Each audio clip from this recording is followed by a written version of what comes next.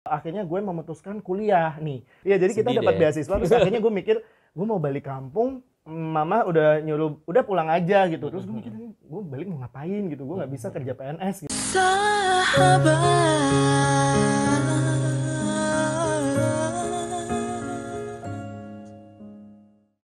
Halo sahabat semuanya, ketemu lagi bareng sama Diki dan sama-sama Ki-nya juga nih ada Rifki. Yeay. Rifki in the house. Rifki apa? Casa? Iya, Casa. Casa. Gue tahu, gue inget. Apa Rifki tuh? Casa, Cas Semarang. Ya kan? Bener nggak? Lu bikinnya tuh bener ya? Iya. Karena orang bikinnya anjir keren banget gitu kan, Casa apa sih gitu, Casa Nova gitu. Iya. Pengennya ya Casa Nova tapi enggak sih. Vincenzo ya. Artinya Cas Semarang. Cas Semarang itu apa lo? Membawa ke daerahnya. Kan udah pernah kan banyak yang kayak gitu-gitu. Iya bener. Ian Kasela. Oh Kalimantan iya, Selatan. oh iya bener. Siapa lagi tuh penyanyi dangdut cewek deh. Siapa Iya, gitu tuh juga ada kayak sih. gitu-gitu sih. Oke. Rifki berapa besar? Avi 3? 5. 5 besar ya. Oke ya. Oke loh. Masih 5 inget besar. kalau itu. Yang lain dia inget. Rifki gimana kabarnya? Baik, Apa kabar lu? alhamdulillah baik. Ya, terlihat kan sangat subur sekarang. Pasti kalau ada orang yang inget dulu gimana pasti beda banget. Subur karena Enggak duitnya lah. banyak, guys. Ya amin, gua aminin aja deh, amin. Jadi kita ngobrolin Avi apa ngobrolin kerjaan kita? Aduh, gua tuh Kita ngomongin brand, ngomongin klien kan? wah, bayar dong mereka. Oh iya. Placement di sini ya harusnya. Jadi ini Iya. salah sih sebenarnya nih nemuin gue sama Rifki Iya sih, gitu. ya. Soalnya tadi aja pertama kali kita ketemu yang diobrolin kerjaan. Tapi kalau mau jujur ya, ini belum sampai tanya jawab, tapi jujur ya, dulu gue sampai akhirnya kerja tuh inspirasi gue dulu loh. Hah, masa Lu nggak inget gue nanya lu waktu di P6 ya? P6 P7 ya dulu. P7? P7. Gue nanya-nanya lu waktu itu. Oh iya ya. Iya. Lu inspirasi gue untuk kerja sih. Ya Allah, kenapa? Dan gue ketemu dia yang interview gue sekarang. Dan akhirnya sekarang lu kerja Sama juga lagi di bidangnya. agensi. Kita berdua itu pada akhirnya sekarang ini kerja di bidangnya sama. Advertising. Di advertising, Iya. di advertising. Jadi sama lah. Kadang-kadang tuh gue tiba-tiba bisa lagi gathering media apa, ada lah dia di situ. Ya Dan sebaliknya. ampun. Memang beda genre lah ya jatuhnya ya karena. Cuman gue masih belum kesampaian sama ini. sih ini. Satu hal yang gue belum kesampaian adalah gue belum kesampaian pada saat meeting tiba-tiba ada elu. Tapi kayaknya tim lu banyak deh gue ketemu deh. Tim lu banyak banget gue ketemu dari kantor lu sih. Gitu.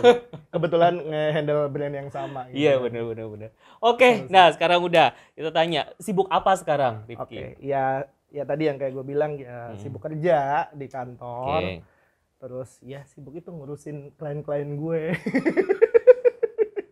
Sama ya bantu apa ya? Ya kalau dibilang usaha kayaknya terlalu lebay. UMKM lah gitu kayak Oke. sama adik gue gitu sih. Oh, wah tuh kerja kantoran iya jalan, merintis bisnis juga. Cari duit Gitu. lah intinya. Bener, intinya duit. Nah, coba lu jelasin nih mewakili gue.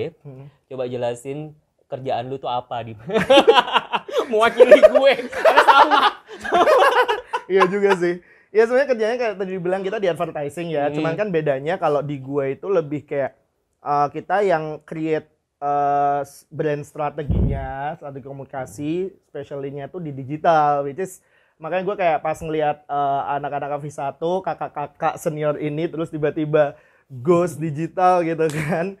Itu kayak gue, wah ini dunia gue nih gitu kayak pengen bantu apa gitu yang bisa gitu. Iya, tapi Malah kayak belum bantuin lo apa Iya, kayak iya, gitu, boleh nanti iklan dibantuin. apa gitu. Itu beda lagi. Beda ya, beda. Kalau itu Nggak, side job kayaknya strategi. buat calo sih. Iya. Nggak, tapi udah keren lah. Maksudnya viewersnya aja udah banyak loh kan, ya nggak sih? Amin, Keren. alhamdulillah. Kepikiran Belum bikin terlalu kayak banyak, Rifki. Ya pasti. AdSense-nya masih sedikit. Iya gitu. belum sampai kayak situ nih. Makanya ini buat Yang mau catering. ini, oh, kan. Jadi gitu dunianya Rifki itu adalah di advertising tapi Ya. lebih ke dari sisi Kreatifnya. strategi dan kreatifnya Ya. gitu. Nah, kalau gue memang lebih dari sisi placement. Yes. media placementnya. Jadi gue yang bikin kan, orang bilang content is the king. Yes, betul. Lu queen-nya. Iya kan, bener dong. Bener. King without queen kan nggak jalan ya. Maksudnya lu bikin konten sebagus apa kalau amplifikasi dan bener. ininya nggak oke ya nggak ada yang tahu. Makanya gitu. jadi kita tuh bersinergi seringnya. Jadi kayak di tempat aku itu yang placementnya, mikirin placementnya mau di mana, media apa segala macam, bla bla bla. Yang gitu. bikin kontennya bikin gue. kontennya Gitu. adalah dari tempatnya Rifki Iya, gitu. betul. Itu kira-kira. Nah, itu kesibukannya. Tapi kan sama. Jadi karena ininya kerjaannya bidangnya sama, stresnya juga sama. Ya udahlah ya, kalau misalnya yang nonton anak agency juga udah pasti anak agency gitu kan. Ya gitulah gitu. Emang stresnya sama. Aduh, terus oke. Masih berkesenian gimana? Masih. Enggak. Alhamdulillah kalau dibilang masih, menurut gue sih gimana ya, kita tuh kan dulu mostly emang backgroundnya kita semua penyanyi ya. Dan penyanyi itu kan profesi, tapi sebelum itu menjadi profesi, it's a hobby gitu kan. Yeah. Dan menurut gue itu something yang kalau memang seni adalah itu termasuk seni, menurut gue ya meskipun itu udah tidak menjadi profesi lagi, itu tetap dilakukan sih gitu ya. Kita juga kadang masih sering cover lagu gitu-gitu kan. Kayak gitu-gitu menurut gue sih nyanyi mah tetap lah ya, itu core kita gitu kan. Tapi ya nggak yang mungkin seprofesional dulu gitu loh. Cuman memang kemarin kebetulan ada lagu ciptaan gue sama temen gue tuh baru rilis. Gue sempet lihat di IG. Jadi, di IG-nya Rifki apa? Rifki Casa, RIVKYCASS. Oke, tuh follow. Gitu. Follow ya. Jangan lupa kalau dulu kan dia kan kon SMS ya, saya follow. Sekarang follow kita. Kok jauh sih?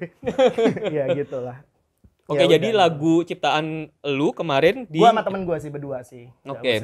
Jadi karena setahu gua kan memang lu waktu itu sempat punya band kan? Iya, betul sekali. Itu emang sama temen gua, keyboardis gua kebetulan. Namanya Rain. Jadi gua nyiptain lagu itu memang awalnya emang buat band kita, pengennya kita nyanyiin sendiri. Tapi terus pas kita dengerin ke beberapa orang, waktu itu Mama Mas Dedi Nur kan, dia ini bagus nih lagunya nih, gini-gini, mau buat gue boleh nggak? Dia tuh udah ngebayangin tuh nanti lagunya gini.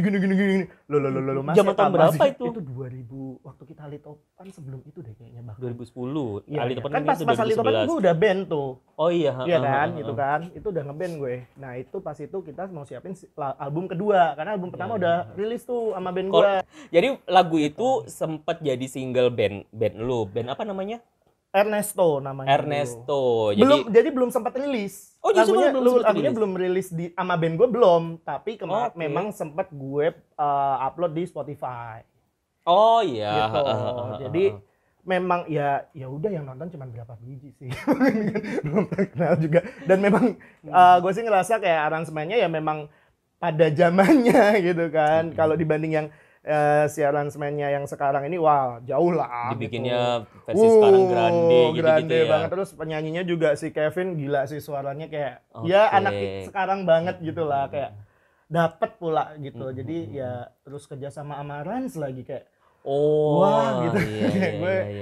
Iya. Gue nggak expect sampai segitunya, tapi ternyata Terus lu gimana dong? Pas tiba-tiba sekarang akhirnya lu setelah kemarin berarti kan berapa tahun lu udah fokus ke kerjaan kantoran. Akhirnya sekarang lu dikasih kayak kesempatan lagi untuk sedikit nih bersinggungan sama entertainment walaupun bukan sebagai penampil. Berarti kan pasti lu bangkit lagi nih. Gairah-gairah pengen tampil ya kan? Bener sih, nggak salah sih itu. Iya sih, tapi sebenarnya kalau untuk gairah-gairah itu munculnya itu udah beberapa waktu belakangan sih, kayak kangen rasa kangen nyanyi itu tiba-tiba bergelora, nggak tahu somehow tuh rindu kayak tampil dan rindu anunya kan, duitnya. Bayarannya kan gede kalau. Jadi kan sekarang juga gaji lu gede banget loh kan, bos lo director lo gila lo. Lu juga ya. Dia juga ya, lu juga ya. Nah, jadi kalau misalnya gairah nyanyi itu tuh lagi muncul banget gitu pas nggak awal banget sih, awal pandemi atau tengah pandemi itu gue sempet sama Mawar, kita ketemuan terus kita cover lagu bareng. Oh iya. Kayak gitu-gitulah, terus kayak tiba-tiba Mawar yang lagi viral ini. Iya, Mawar yang viral itu tuh. Wow, itu Teteh. Si Teteh, aduh. Ya udahlah. Terus kayak pas kadang waktu itu gue inget banget pas gue lagi nyetir mau balik ke rumah, itu di sebelah kiri itu ada kayak warung, bukan resto ya, warung makan tapi ada live music cuy. Itu dekat rumah banget. Terus gue mikir kayak, apa gue reguleran nyanyi di sini ya, kayaknya lumayan deh gitu, kayak itu bener-bener gonjrengan doang. Terus hanya ada untuk penyanyi, menyalurkan iya saking pengennya passion nyanyi dan bakat, gitu. iya kan? Iya. Iya, karena kayak nggak tahu ya, kalau yang tahu ya gitu, ketika kita nyanyi di depan panggung tuh kan rasanya kayak lu meriang aja sembuh gitu loh, ya nggak sih? Itu adrenalin emotionnya tuh ngangenin sumpah sih, itu kayak perasaan nggak ada yang bisa gantiin itu gitu. Nah itu sampai kepikiran ke situ gitu, sampai nggak apa-apa deh nggak usah dibayar, dikasih makan aja gitu. Itu warung enak deh kayaknya, rame soalnya. Tadinya lapar tapi terus mikir, oh ada itu kayaknya lucu juga ya, ntar deh kapan deh gue kesini gitu. Tapi adalah varian-varian pandemi ini gitu, jadinya tutup lagi tempatnya, jadi belum kesampaian ke situ sih gitu. Gitu. Tapi akhirnya lu ini, apakah itu awal mula nih yang sekarang ini, lu kemudian lu mau menyiapkan untuk balik lagi atau ya udahlah ini aja dulu comeback deh gitu ya.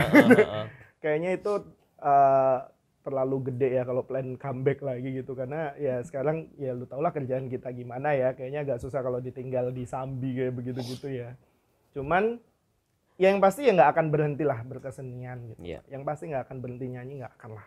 Mau sekedar nyanyi di kamar mandi gitu atau sekedar misalnya ada acara kita nyanyi gitu, pasti akan tetap gitu. Cuman kalau yang comeback bener-bener yang ditekunin secara profesional lagi, ya never say never sih, tapi kayaknya enggak sekarang lah gitu.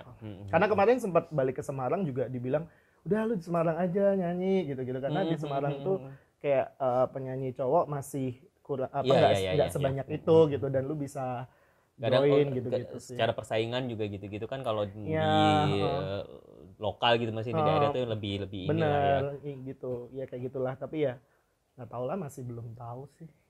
Atau gimana? Bisa mau kita bikin duet aja. Boleh di gitu, digital kita bikinnya di digital. Bener ya, bener. Apalagi sekarang kan medianya udah nggak usah ngarepin, nggak usah nunggu TV lah ya, nggak usah ngarepin ya. TV. Nah ini dia makanya menariknya kenapa gue menunggu-nunggu banget sebenarnya momen bisa ngobrol sama Rifki, karena bisa dibilang ini kalau dari kita yang alumni AFI kan memang yang pada akhirnya terjun kayak baliknya ini loh, bukan balik sih, apa kayak yang kini memilih untuk banting setir kerja gitu-gitu kan cuman beberapa orang gitu ya, dan apalagi tapi pada bisnis, pada bikin bisnis, pada sukses-sukses pada bikin bisnis kan. Iya. Kan itu beda. Kalau bikin bisnis emang kalau bikin bisnis kan beda. Kalau yang kerja di kantoran itu kan cuman beberapa gitu kan. Dan memang kalau karena gini, gue juga termasuk yang tahu banget kalau kita itu pernah kerja bareng satu project gitu, drama musikal yang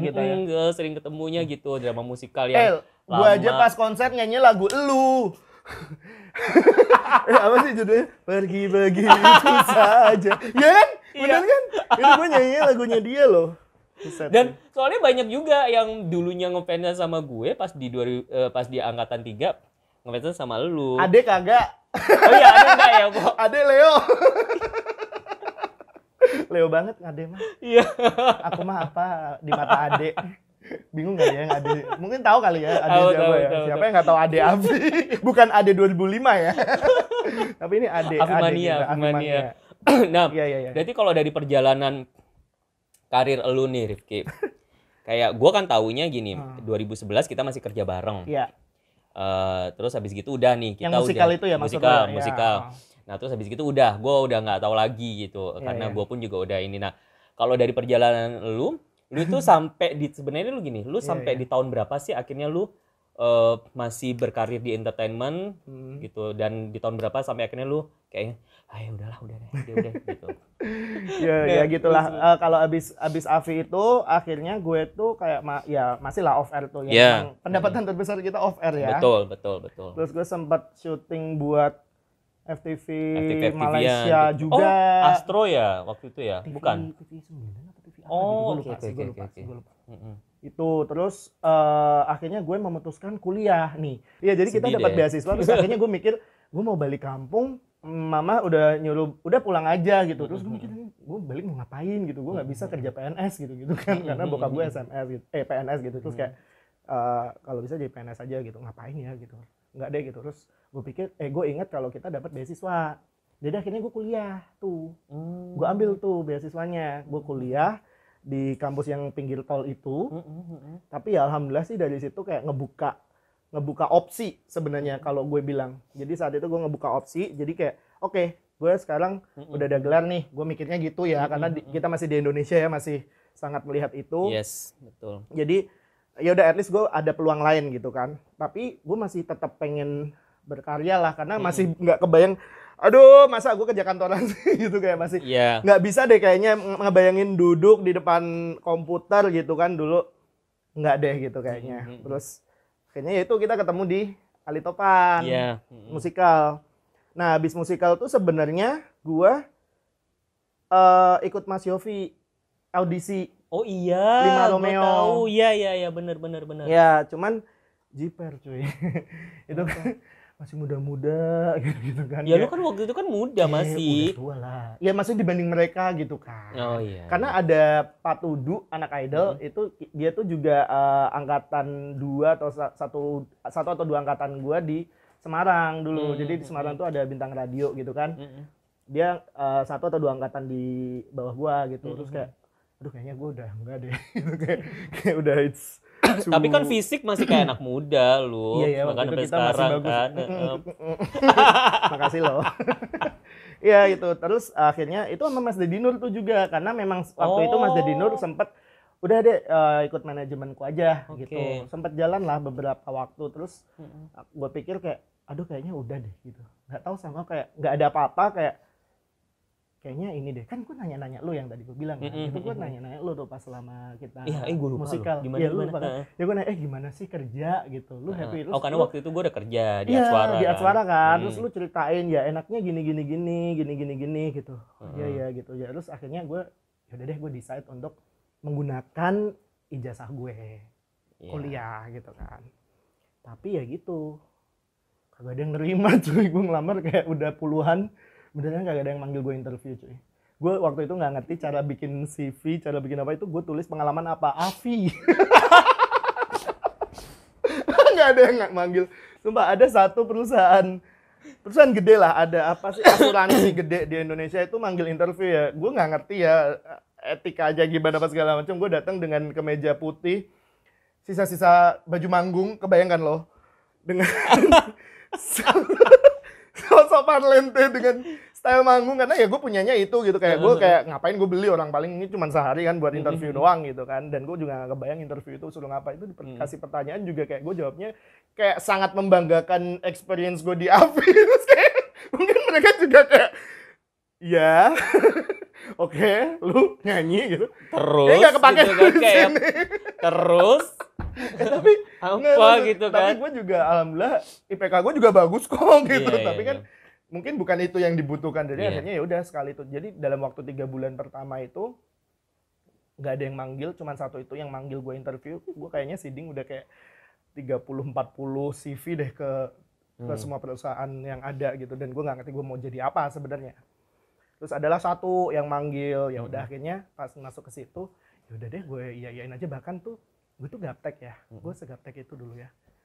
Itu tesnya itu suruh ngitung di Excel, suruh ngitung rumus penjumlahan, dan gue nggak bisa. Terus gue nelpon teman kampus gue, tau gak sih, ini caranya gimana? Terus dia ngakak, itu kan tinggal dipencet tombol sum, summary gitu. Sumpah gue nggak bisa.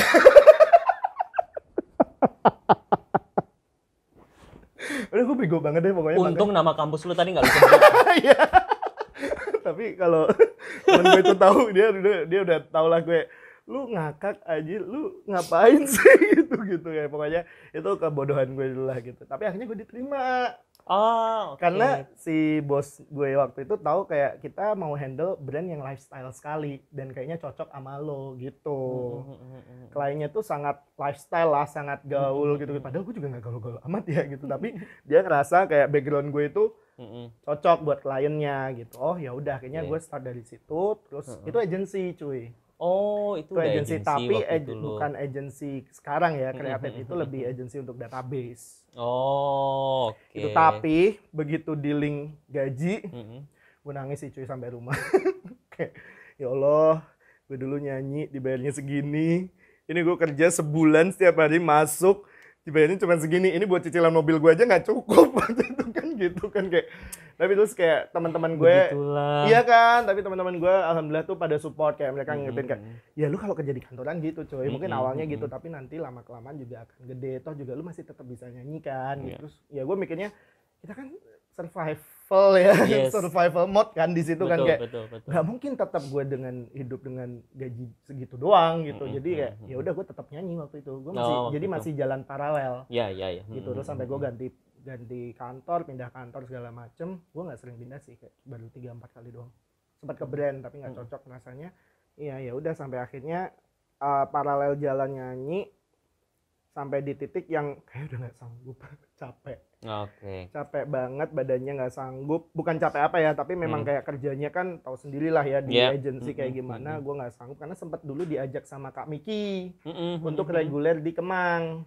Oh gitu, oke. Ya, ya, Baru ya. nemenin sehari kayak, aduh Kak gue capek banget sih, nggak sanggup Nggak gue sanggup gitu ya. kan. Terus kayak ya udah akhirnya nggak, karena gue tinggal di Kemang waktu itu, jadi gue pikir dekat gitu, tapi Oh, iya. ternyata pulang kerja udah nggak sanggup sih gitu, kayak udah capek banget. Terus akhirnya ya udah fokus ke kerjaan sampai sekarang. Mungkin kalau dibilang lebih punya waktu luang juga enggak, tapi kayak mungkin udah menggelora yang udah nggak ketahan ya, jadi kayak mulai cover lagu lah, mulai kepengen nyanyi lagi lah, tiba-tiba ada kesempatan ngebantuin Kevin untuk pakai lagu gue sama temen gue itulah, gitu-gitu sih.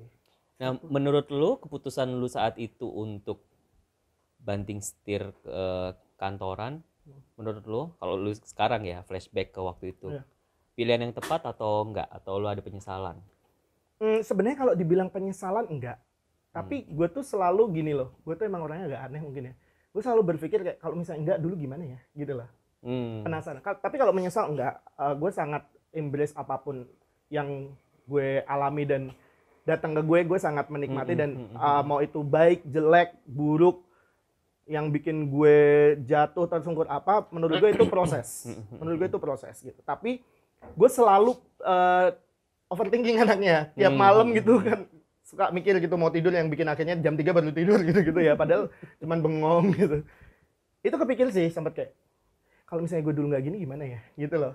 Tapi bukan terus menyesal, enggak, tapi itu gue tipe orang yang mikir kayak begitu tuh gitu, selalu questioning back every decision that I made gitu sih. Oke. Nah berarti gini, apa titik terendah lu kemarin ini kalau lu bisa ceritain? Sepanjang itu Iya, semua. sepanjang lu setelah Avi ya, after Avi. Oke, after Avi. Kayak live after Avi lah. Oke. Titik Karena terendah Avi lu. kita mah tinggi banget ya. Makanya. Ya semua orang pasti ada lah ya Iya. titik terendah ya. Kalau gue sih sebenarnya nggak jauh-jauh dari masalah finansial lah ya pasti ya, karena kita tinggal di Jakarta itu dari USDA, utusan daerah ke Jakarta tuh pasti struggle-nya adalah untuk bertahan hidup kan. Apalagi mungkin karena kita dari Avi udah terbiasa semua kayak bergelimang gitu, tiba-tiba selesai gitu kan. Itu lebih kayak waktu itu pernah gue dulu kan ngekos di Kemanggisan. Itu gue pernah di satu titik yang gue belum bayar kosan 2 bulan, terus duit gue tinggal 20.000 dan belum ada job lagi. Itu. Oke, tapi keluarga lu tuh gimana sih? Lu masih disupport apa enggak sama keluarga? Enggak lah, sama sekali enggak. Sama sekali udah enggak? Nah, ya paling kalau misalnya ini gue minjem. Pinjem duit dulu gitu. Cuman kan gue juga bukan keluarga yang gimana gitu ya. Keluarga gue sangat sederhana lah gitu. Jadi ya ya waktu itu ya gue mikirnya ya aduh gimana ya gitu ya putar otak segala macem, kayak gue ngontakin semua orang sampai akhirnya gue memutuskan 20.000 itu karena gue dulu kan naik motor ya, emang gue suka banget naik motor ya, bukan karena kalau lu nggak punya mobil apa enggak, gue emang suka naik motor sampai sekarang pun gue naik motor ya, lu tau lah gue di konten gue sering posting gitu kan. Itu gue mikirnya kayak waktu itu kan kita masih beli pulsa ya kalau nggak salah, gue belum pakai yang apa pasca bayar itu masih, itu gue yang 10.000 gue beliin pulsa, yang 10.000 gue beliin bensin. Gue ngajak meeting orang siapapun yang bisa gue ajak meeting malam itu. Untuk ngasih kerjaan gue, untuk gue minta kerjaan. Itu karena gue udah bingung banget, karena ini kayak aduh nggak ada proyeksi apa nih kerjaan nih gitu. Dan gue dari kemarin juga apa ya, gue tuh sebenarnya bukan anak gaul, tapi dari dulu tuh gue mikir selalu kalau misalnya gue diajak main sama teman-teman yang dari entertain gitu ya, acara ini yuk, kan acaranya dulu party gitu, gue tuh sebenarnya nggak suka kayak gitu-gitu. Tapi mau nggak mau Nggak mau. Nah, biasanya gue bikin KPI sendiri. Gue pokoknya setiap pergi pulang harus bawa minimal 2 nomor kenalan baru. Oh, anak account banget, emang cocok dari banget. Dari dulu emang ya, bener ya. juga sih, bener. Memang cocok lu. Ya dari dulu gue mikirnya gitu, karena gue nggak bisa hidup tanpa itu, tanpa koneksi. Ih anjir, gila banget. Gue mikir gitu dulu. Ih, gue aja nggak segitunya loh. Maksudnya gini, pemikiran gue aja tuh nggak sampai yang kayak gitu loh, harus ada KPI apa segala macam. Ya dulu kan kagak ngerti KPI, tapi gue setelah sekarang mentranslate target itu. Kalau bahasa umumnya kan target guys. Kalau kayak ya, KPI itu kayak target sendiri gitu loh. Kayak tadi Rifki bilang, kalau gue kumpul-kumpul ini gue harus punya koneksi gitu. Iya, tujuannya harus dapat minimal 2 orang, karena gue datang ke sesuatu yang gue nggak nyaman, tapi gue harus, jadi gue pulang harus bawa hasil. Oh, ih, gue gitu. Wah, itu gila, itu bagus banget tuh. Jadi kayak yang nggak ada tuh kayak anak zaman sekarang kan membeli pergaulan, dan yang pergaulan yang sudah lu beli dengan susah payahnya, and then habis gitu nggak lu manfaatin, ya itu salah besar. Zaman dulu aja Rifki dia nggak nyaman ngejalaninnya, tapi ada goalsnya, tujuannya buat koneksi ke depannya, itu bagus. Iya, pasti nanti kita akan ada saling butuhnya sih. Enggak, maksudnya memanfaatkan itu dalam arti kata baik ya, maksudnya kayak yang secara koneksi tuh memang butuh. Karena kita nggak bisa sendirian, gitu. Kita sendirian. Gue nggak tahu kalau lu ya, kalau gue nggak ada siapa-siapa di sini gitu. Kayak saudara ada sih kayaknya, katanya nyokap gue tuh, tapi saudara jauh yang kayaknya dari dulu gue nggak pernah tahu ada saudara itu deh gitu. Tapi tahu-tahu ada aja nih saudara yang muncul gitu. Tapi ya anyway, gue nggak mau ngegantungin diri ke orang, jadi ya gue cuman bisa bergantung sama diri gue sendiri gitu. Jadi ya gue akhirnya waktu itu ketemu sama dia, si bapak satu ini, dia baik sekali. Dia salah satu yang ngurusin mall gitulah. Jadi dan akhirnya pas gue ajak meeting, dia kayak pas banget nyari, ngerti nggak sih? Jadi kayak ya sama gue nge-remind dia kayak oh ya udah pakai lu deh gitu. Dan ternyata ini memang pas banget nih gue cerita. Gue barusan tuh beberapa hari lalu dia ngubungin gue lagi untuk dia ternyata butuh jasa gue sebagai si agensinya gitu. Jadi kayak ternyata ya itu dia tadi yang lu bilang, memanfaatkan lingkungan kita memanfaatkan itu ini untuk koneksi. Betul. Jadi kalau dulu mungkin dia bantu gue, sekarang gue pengen bantu dia balik gitu-gitu loh. Iya. Gitu sih. Jadi ya saat itu meskipun gue akhirnya tadinya berangkat dan bawa duit, bahkan itu gue bilang ke dia sih jujur, kayak pas gue meeting sama dia, Mas, gue boleh pinjam duit 5.000 nggak, gue bayar parkir. Terus dikasih sih sama dia kayak 50.000 buat DP, kata dia. DP 50.000. Dan itu lu waktu itu tahun berapa dan umur berapa? Waduh, gue lupa. Itu sebelum gue kuliah sih. Jadi masih habis afi banget lah gitu. I see. Ya. Tapi kadang-kadang kita emang harus mengalami itu. Ini ya, gue baru share karena lu cerita ini, maksudnya agak ada kemiripan gitu. Kalau di gue baru cerita di sini gitu. Orang yang ngebantu gue juga sempat ngalamin yang kayak gitu tadi, nggak ada job apa segala macam. Jadi titik terendah gue adalah di saat itu gue nggak punya job segala macam, harta gue hilang, rumah apa segala macam hilang. Itu nggak, orang yang membantu gue waktu itu ngasih gue uang dan kerjaan, Mbak Mea. Mbak Mea yang akhirnya kerja di ke Mbak Mea gitu. Jadi memang gitu kan. Nah, tapi gini, berarti poinnya yang bisa, semua orang yang kerja sama Mbak Mea seneng sih ya. Iya, betul. Jadi poinnya yang bisa diambil adalah pada saat lu ngerasa kayak udah kepentok sama kondisi kayak tadi, kayak yang wah gila nih, gimana ya? Apalagi gini, kalau kita ngomongin orang-orang yang mengandalkan pekerjaan utamanya, penghasilan utamanya itu dari entertainment, itu tuh harus siap dengan kondisi entertainment itu lu pada saat lu di atas, itu materi datangnya gampang banget. Tapi itu juga cepat banget hilang sebenarnya. Maksudnya karena gini, untuk maintenance-nya. Iya, untuk maintain itu tuh lu pengorbanannya tuh luar biasa.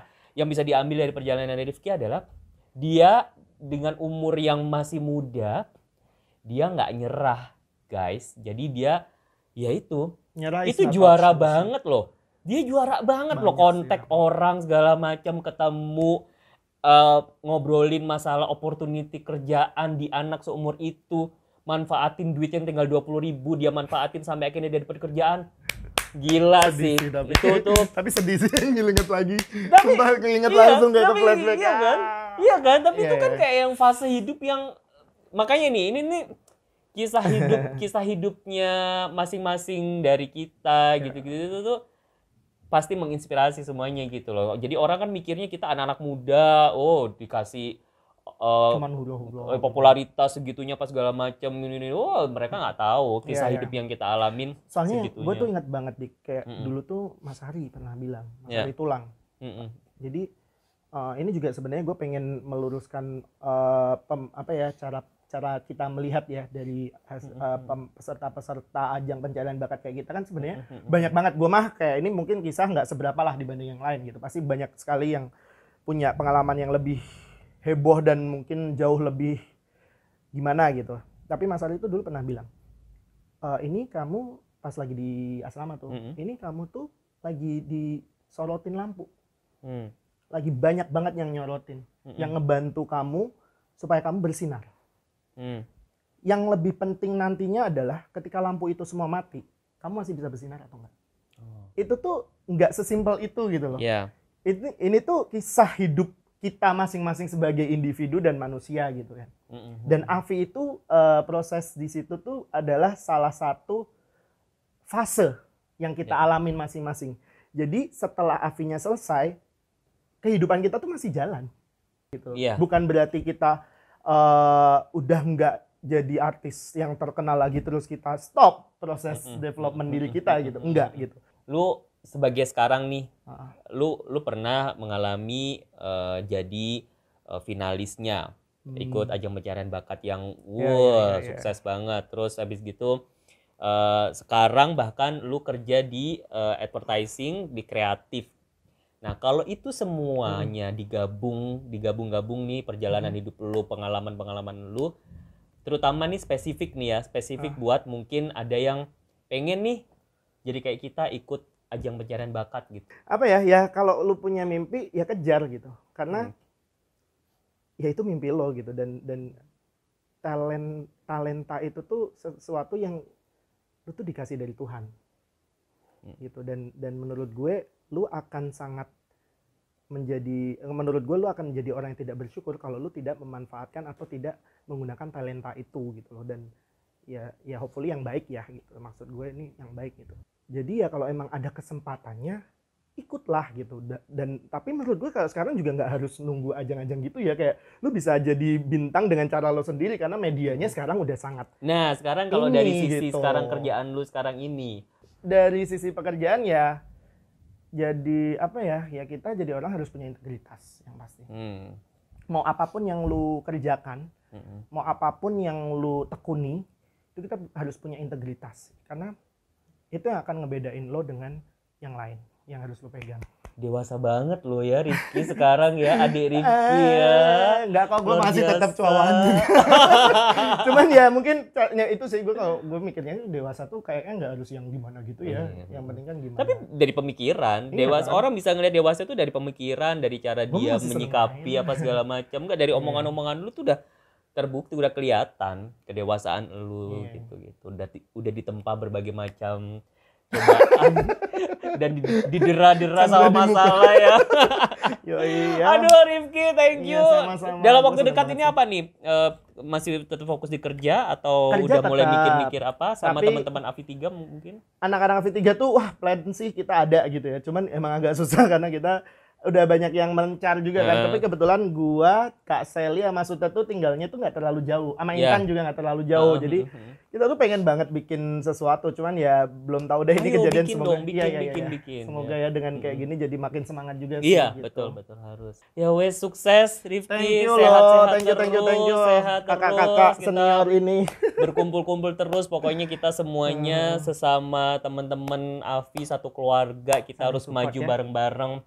Sukses bareng-bareng semuanya. Amin. Dan sahabat jangan lupa like, subscribe, komen, di-share sebanyak-banyaknya. Ayo didukung ini om-om tante-tantenya punya akun YouTube. Iya, benar. Ya udah kita pamit dulu. Bye. Thank you. Sahabat.